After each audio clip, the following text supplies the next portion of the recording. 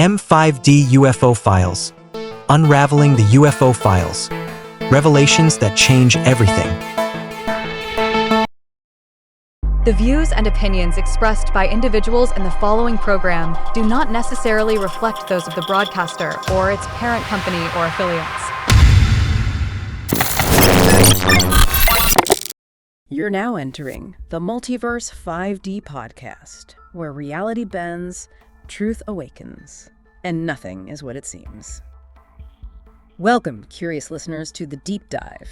Today, we're embarking on a really fascinating exploration, unidentified anomalous phenomena, UAPs, and the truly intriguing possibility of non-human intelligence interacting with our world. What makes this deep dive particularly compelling is our primary source insights from a top scientist, really top tier, at Stanford Medical School, who applies rigorous mainstream scientific methods to this, well, let's face it, often dismissed field.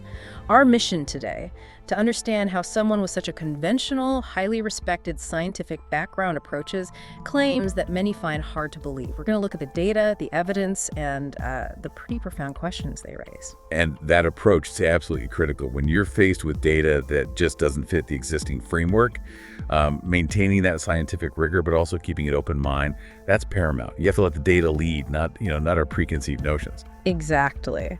So let's start by charting what seems like a pretty unexpected journey. Your background is stellar, conventionally speaking, founding multi-million-dollar companies, an endowed chair at Stanford, groundbreaking research in cancer immunotherapy, saving lives. So the natural question for a lot of people, I imagine, is, how does someone like that, with this incredibly established conventional scientific career, end up turning their analytical lens toward, well, what many still just call UFOs or aliens? What was that initial spark? Well, it's a story that actually started much, much earlier. Yeah. Way before my professional career really took off. I was about 8 years old, I think. 8? Wow. Yeah, and I opened a National Geographic magazine. You know, the ones with the big fold-outs? Oh, yeah, those maps were amazing. Exactly, and this was a huge star map. Our galaxy, the Milky Way, just laid out hundreds of millions of light years across.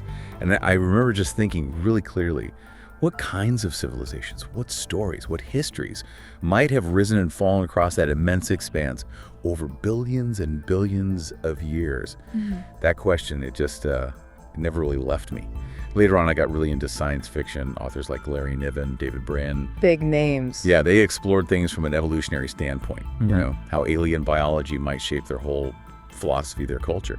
I love that idea of space opera, that vast, almost overwhelming sense of a universe where humanity is just, well, one tiny part. So that early curiosity definitely set a unique path. But how do you bridge that personal fascination, that sci-fi interest, with the really rigorous objective methodology you use in your day-to-day life-saving research?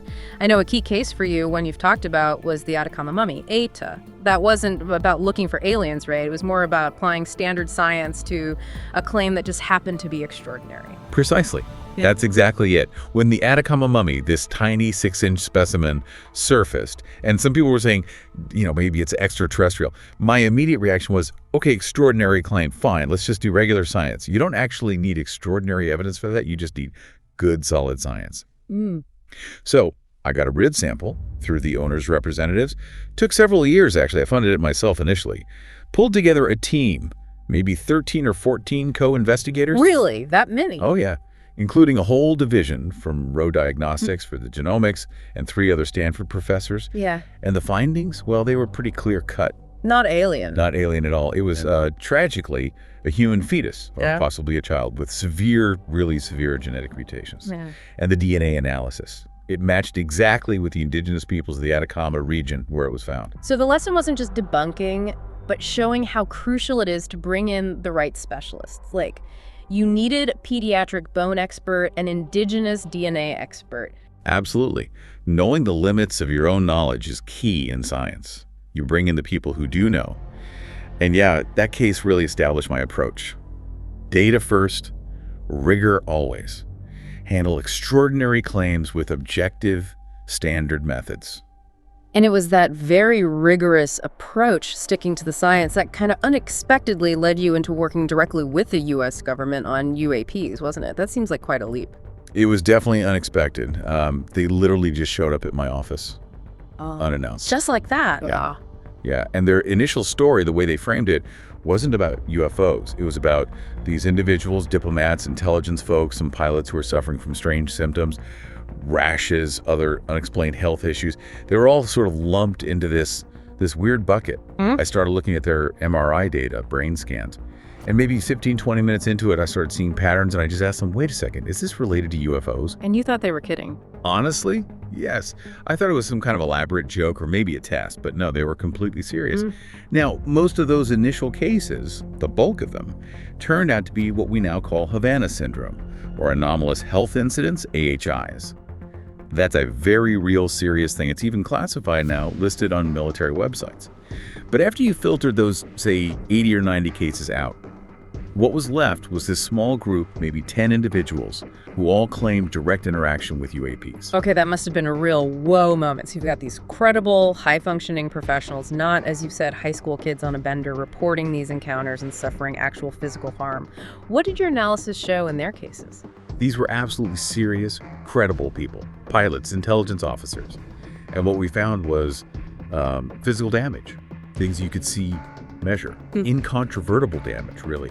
Scarring inside the body, changes in the brain that look quite a bit like white matter disease, similar to multiple sclerosis.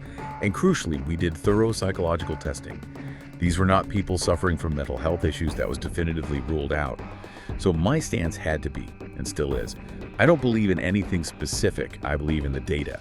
Right. If the data points towards something still being an option, whether you call it UAPs, aliens, interdimensional, ultra-terrestrial, whatever label you use, then it has to stay on the table. That's fundamentally how scientific discovery works, isn't it? Yeah. You have to look at that outlier, that dot that is way off the curve. You just dismiss it because it's weird or uncomfortable. The data demands you investigate. And that really brings home the human side of this, the real impact it can have. Now, you mentioned different terms, UAP, alien, interdimensional, ultra-terrestrial. The language around this whole topic can get pretty confusing, and it seems like it's evolving. Can you help us unpack those key terms? What do we need to understand? Yeah, the terminology is definitely important, and it has shifted for good reasons. Let's start with UAP. Unidentified anomalous phenomena. This was a very deliberate move away from UFO, unidentified flying object. Why the change it? Because flying object is limiting. What if it's seen moving underwater? That's a USO, unidentified submerged object. What if it's in space, there's no air to fly in? Or what if it's not even a solid object? Maybe it's a plasma or some kind of energy signature. Phenomena is just much broader, more accurate. Unidentified means we don't know what it is. Anomalous means it's behaving strangely outside our known physics. Okay, that makes sense. UAP is a better catch-all. What about the classic term alien? You said it's limiting. It is, because it almost automatically implies from another planet. And that immediately lets skeptics, like Neil deGrasse Tyson perhaps, jump in and say, well, the distances are too vast. Interstellar travel is practically impossible. The light years argument. Exactly. But that assumes conventional travel like we understand it. Think about von Neumann probes. These are hypothetical, self-replicating spacecraft. Imagine sending one out. It lands somewhere, uses local resources to build copies of itself, and then sends those copies out, step by step. Theoretically, they could cross an entire galaxy in, say, maybe 500 million years. 500 million years, which sounds like forever to us, but cosmically. Cosmically, it's not that long. No. So saying it's too far to get here is really just an assumption based on our current technological limits. It doesn't account for possibilities like von Neumann probes or potentially other, even more advanced methods. That's a really important reframing. So if we move beyond just aliens from planet X, what other hypotheses does the data or just logical possibility suggest for these potential non-human intelligences? Well, another really fascinating one is the interdimensional hypothesis. This idea actually pulls from some pretty cutting-edge concepts in quantum physics, like the many worlds interpretation. Okay, unpack that a bit. Many worlds. The idea, put simply, is that our reality might be just one of many. That it could be laced or overlaid, you might say, with hundreds, millions, maybe even an infinite number of other universes or dimensions. Now, if a civilization became advanced enough to figure out how to skip dimensions or move between these realities... then distance becomes irrelevant. Exactly. Suddenly, the vastness of space isn't the primary barrier. You could potentially have an entity, maybe from a reality that's, say, 1 trillion years old, interacting with our relatively young 14 billion-year-old universe. It's not about crossing space, it's about crossing realities. Mind-bending stuff. Okay, what else? You mentioned ultra-terrestrials. Right, the ultra-terrestrial hypothesis. This suggests that maybe intelligence arose right here on Earth, but way, way back, millions, maybe hundreds of millions of years ago. Perhaps they developed and then maybe went underground or deep underwater for long-term survival, or maybe for other reasons. So native Earthlings, just ancient and hidden. Potentially. It's interesting, some alleged encounter reports describe beings with features like no external ears, no noses, also reptilian features. Could that point to a non-mammalian origin? Or another angle on ultra-terrestrials, that they could be those von Neumann probes we talked about, ones that arrived on Earth a very long time ago and just decided to stay, settling in hidden places. Maybe they're even wary of what else might be out there in the galaxy. Hiding out here on Earth. Okay, that covers dimensions and ancient Earth origins. What about time itself? Ah, yes, the time-traveling hypothesis. This one's pretty straightforward conceptually. It suggests that maybe what people are seeing are actually humans, but from our own distant future. Perhaps they've mastered time travel and are coming back to study their own past, like we might study ancient Rome or Greece. They could literally be us. Our descendants checking in. Okay, and there was one more you mentioned, the angry monkey hypothesis. Sounds intriguing. Yeah, that's kind of my own term for it. It's an attempt to explain a very specific pattern. The frequent appearance of UAPs around nuclear facilities, missile silos, nuclear power plants, aircraft carriers.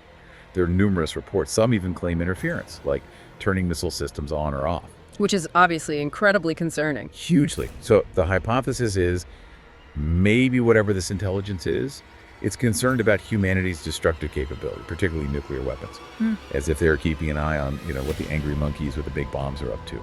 A sort of monitoring presence. Wow, okay, so we've gone from simple flying saucers to von Neumann probes, interdimensional beings, ancient Earth dwellers, time travelers, maybe even concerned observers. It really broadens the scope of what we could be dealing with, which naturally leads us straight into the famous Fermi paradox. If the universe is so vast, so old, with so many potential places for life, and if maybe some of it is here in one of these forms, then where is everybody? Why don't we see clear, undeniable evidence all the time? The Great Silence, as it's sometimes called. Right, the Fermi paradox. Yeah. Named after Enrico Fermi, the physicist who famously asked that question over lunch one day. And it's a powerful point. His original calculations, though, were based on assumptions about how many planets could support life. Assumptions we now know were likely far too conservative. We're finding potentially habitable exoplanets all the time now. So the paradox is actually stronger now, in a way. More places for life, but still silence. You could argue that, yeah. So why the silence? There are many potential answers. One idea is that maybe we're simply looking in the wrong place, or even searching for the wrong kind of thing. Maybe we should be looking for consciousness itself, not just life as we know it, or intelligence in a form we recognize. This leads to some really abstract concepts like Boltzmann brains. Okay, Boltzmann brains, that sounds intensely theoretical. Can you give us the quick version? How does that relate to finding consciousness? It's definitely out there conceptually, but imagine in an infinite universe over truly immense timescales, purely random fluctuations in energy and matter could theoretically spontaneously assemble into something complex, even something conscious. A Boltzmann brain would be a fully formed consciousness, maybe even with false memories of a past that just pops into existence from random chaos, rather than evolving biologically over eons. So consciousness without biology, appearing randomly in the void. Essentially, yes.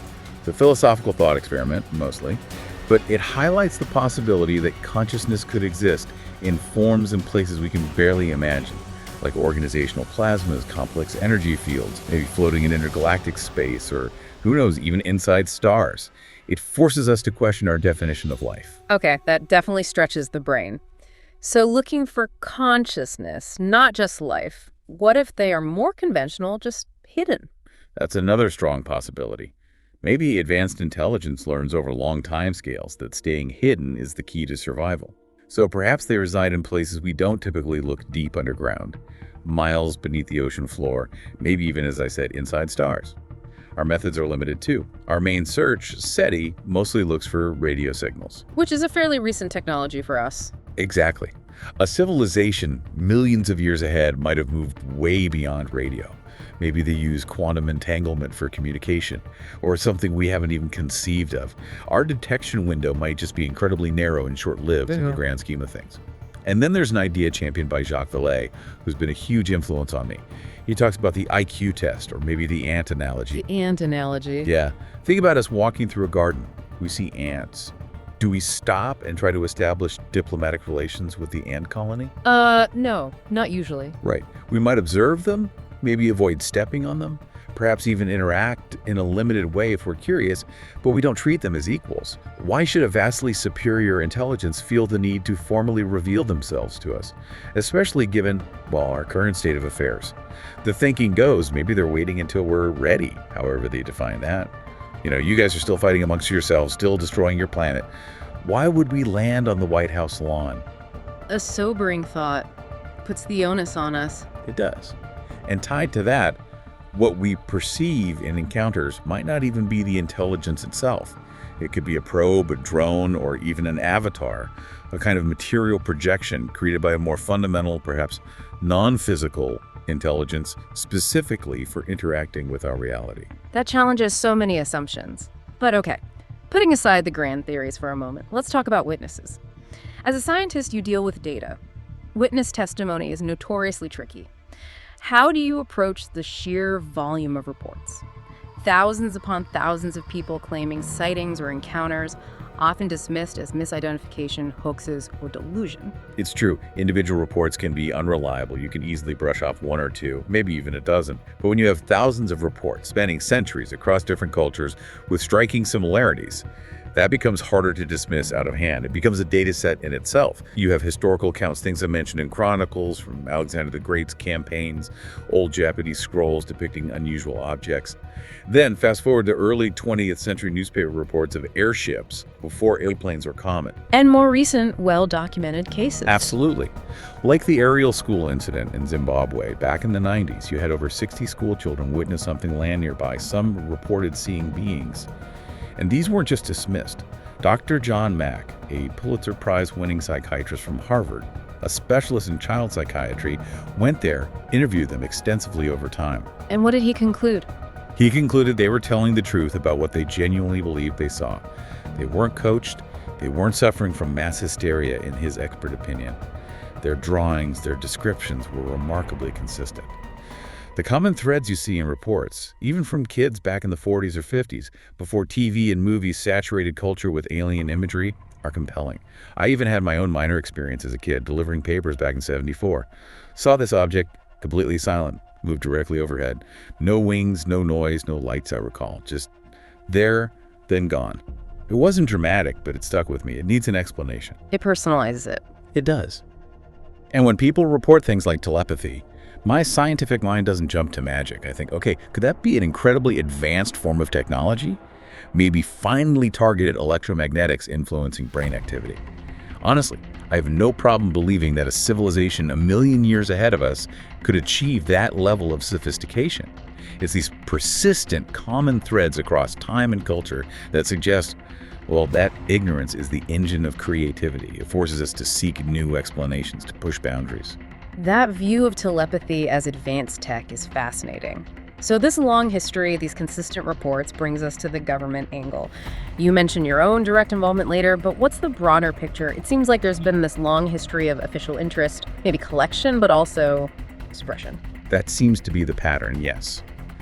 Evidence suggests that early on, especially post-WWII, the U.S. government was actively collecting data. Project Blue Book, Sign, Grudge. But then, at some point, the realization likely dawned. If this phenomenon represents a technology, particularly things like instant acceleration, apparent anti-gravity, energy manipulation, draining batteries, then whoever figures out how to replicate it, well, they win, period. It becomes the ultimate strategic advantage. Exactly. It's a technology that could render all conventional military power obsolete overnight. So, the perceived need for secrecy becomes immense. And this isn't just a US thing. You see similar patterns internationally. Brazil had famous military investigations like Operation Saucer and Colares, the Virginia incident. China just recently, very publicly, set up its own official UAP task force. The Soviet Union had extensive programs. So global interest, but also global secrecy. Why suppress it beyond just the military advantage? There are likely multiple reasons. Fear of public panic, certainly. Fear of upsetting the established world order, economic, religious, political structures, if it becomes undeniable that we're not alone, and maybe not even the most advanced intelligence around. And the sheer power involved, giving widespread access to a technology potentially equivalent to, a thermonuclear bomb in terms of disruptive potential. That's a terrifying prospect for those in control. Which leads to calls for transparency, maybe amnesty. Right. That's why people like me and others have advocated for some kind of amnesty for aerospace companies or individuals who might have been involved in retrieval or reverse engineering programs in the past, to encourage them to come forward without fear of prosecution so we can actually learn what might be known. Okay, let's shift from the historical secrecy to the nuts and bolts. You mentioned materials earlier. This is where it gets tangible, right? Physical evidence. What specific examples really stand out to you as anomalous, suggesting something truly unconventional? The physical materials are definitely some of the most compelling pieces of the puzzle. Take an incident in Council Bluffs, Iowa. An object was reportedly seen dropping molten metal. Samples were recovered, a mix of iron, titanium, aluminum. What was really weird was that it wasn't homogeneous. It wasn't like someone melted them all down and stirred them together in a crucible. How did it look then? It looked more like chunks or ingots of the different metals were partially melted, kind of mushed together, and then ejected. Very strange. I actually published a peer-reviewed analysis of a sample. I didn't claim it was extraterrestrial, but its structure was highly unusual.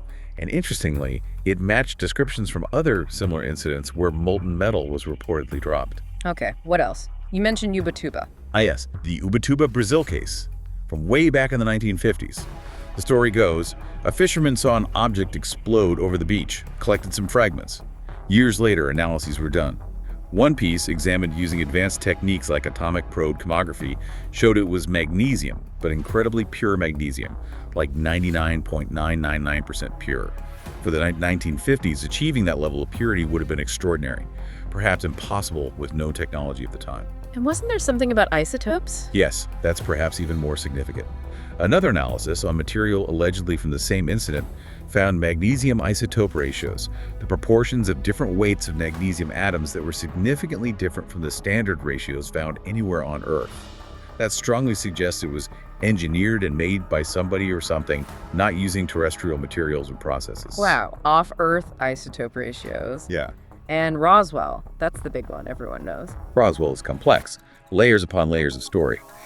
But some material allegedly recovered from there, often described as a kind of bismuth magnesium alloy, has been analyzed. Reports describe it as being layered, almost like it was engineered at the atomic level. We're talking layers, just atoms thick, structured in a way we still can't replicate today. If those analyses are accurate, that piece of material is about as close to technology as anything I have encountered. Engineered at the atomic level in the 1940s, okay? Those materials are mind-bending. But maybe the most famous observational evidence in recent years is the Tic Tac incident. Navy pilots, aircraft carrier. Can you walk us through why that one is so important? The Tic Tac incident from 2004 involving the USS Nimitz carrier group is justifiably iconic.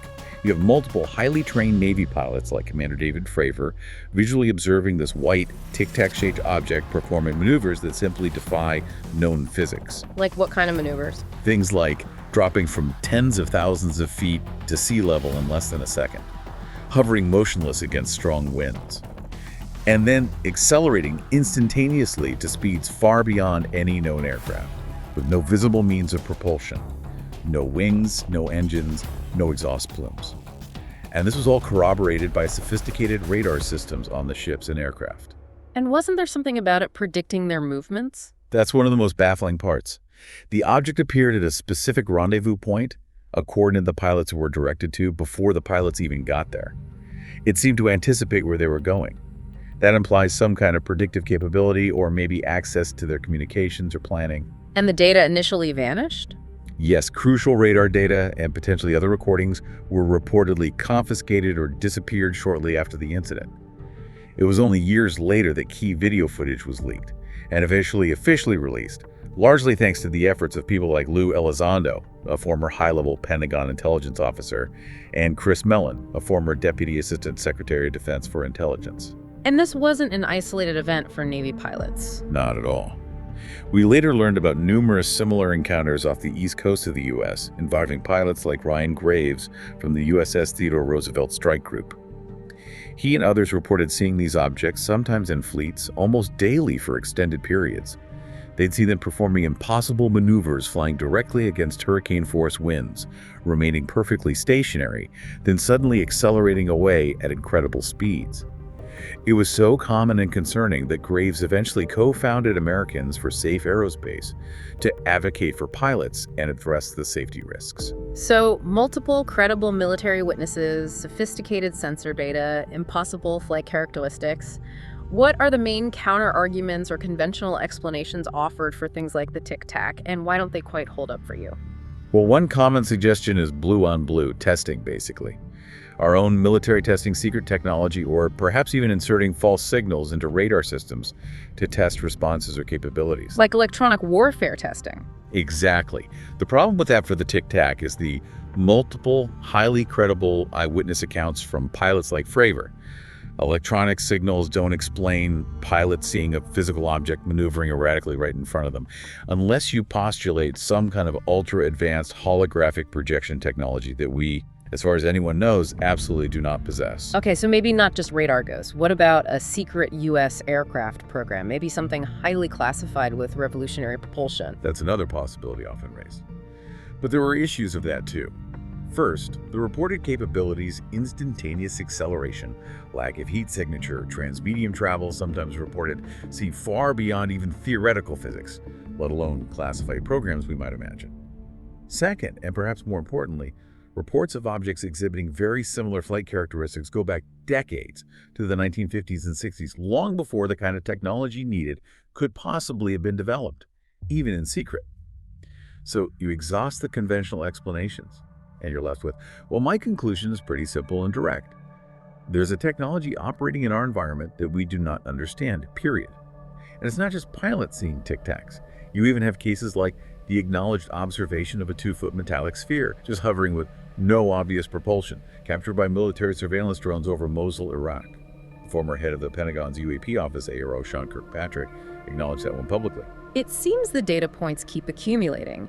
This really grounds the discussion in concrete events and observations, making it much harder to just wave away. So, if the evidence is this compelling, and it suggests our understanding of reality might need some serious adjustment, what's being done now? Are there serious, rigorous scientific efforts underway to investigate this, beyond just analyzing past events? Yes, absolutely. Things are shifting. There are several important initiatives now trying to apply rigorous, real-time scientific methods. One is the Skywater Project. This is a privately funded group using arrays of cameras, various sensors, even electronic signaling equipment deployed in specific locations to try and gather high-quality data on UAP events as they happen. And they involve people with government experience. Yes, some individuals involved have claimed prior experience working on crash retrieval programs for the U.S. government. The goal isn't just passive observation either. They intend to carefully attempt a form of contact using specific signals, but under very strict ethical guidelines, absolutely no hostile intent, no attempt to shoot anything down. Trying to provoke a response, gently. Something like that. And their work has already yielded interesting insights. For example, during recent drone swarm incidents over sensitive sites, like in New Jersey, their analysis suggested that some sophisticated military sensor systems might actually be programmed to filter out and discard data that doesn't fit expected parameters, like something moving too fast or too erratically. This could create dangerous blind spots for genuinely anomalous phenomena or even novel conventional threats. Filtering out the weird stuff automatically. Okay, what other major efforts are pushing this forward scientifically? Another really significant one is the Sol Foundation. This is a think tank that I actually co-founded along with Peter Skaffish, a philosopher, and David Grush, the intelligence official who made whistleblower claims to Congress. What's the mission of the Saul Foundation? The core mission is really to professionalize the field, to create a credible, serious forum where scientists, academics, former military and intelligence professionals, lawyers, policymakers, people from across disciplines can come together to analyze the evidence, discuss the implications, and develop sound policy recommendations. So moving it out of the fringe and into serious discourse. Exactly. We've published white papers on a range of related topics: historical UK government involvement, the phenomenon of USOs or unidentified submerged objects analyzed by Lieutenant General Gade, the role of satellite surveillance, even philosophical and theological perspectives, like a Catholic theologian exploring concepts of non-human intelligence in religious contexts, like angels or demons. We're also tackling complex legal questions. For instance, if you recovered non-human technology, could you even patent it? It was arguably already invented, just not by humans. Where does intellectual property law stand on that? That's a fascinating legal knot. It is. And there are huge national security implications we address. The risk of misidentifying a UAP as, say, an incoming ballistic missile, or vice versa. Or how the stigma around UAPs might have actually been exploited, like with the Chinese spy balloons, which were apparently being tracked for a while but dismissed or ignored until the UAP discussion forced a widening of the sensor parameters, leading to their public identification. We also focus heavily on the transmedium aspect, objects reportedly moving seamlessly between air, water, and possibly space without effects like cavitation. That's a capability far beyond anything we possess. It sounds incredibly comprehensive, tackling it from so many angles: science, policy, law, philosophy. What about purely astronomical searches? That's where the Galileo project comes in, led by Professor Avi Loeb at Harvard. He's a prominent astrophysicist. The project was really spurred by the observation of Oumuamua, that strange interstellar object that passed through our solar system a few years ago. The one that seemed to accelerate on its way out. Precisely. Its non-gravitational acceleration led Loeb and others to seriously hypothesize it might have been an artificial object, maybe an alien probe or solar sail.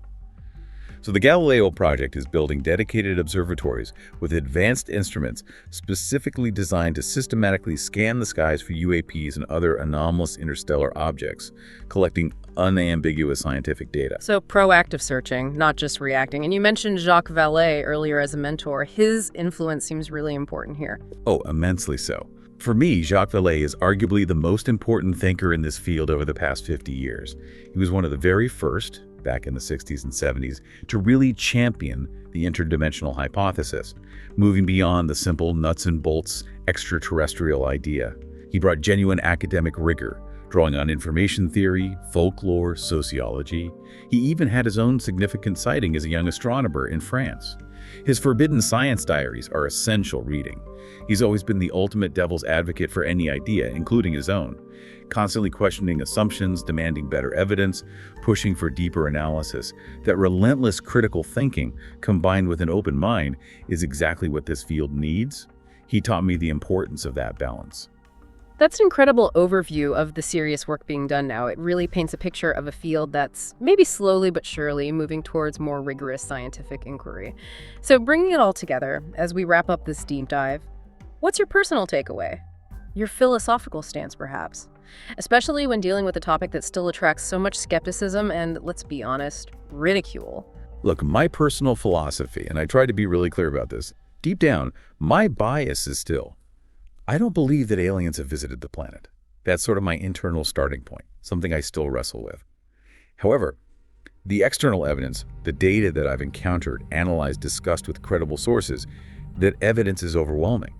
So what do? I just listen to them. It's just data. My job as a scientist isn't necessarily to believe something. It's to analyze the data rigorously. Conclusions. Conclusions can always be disproven.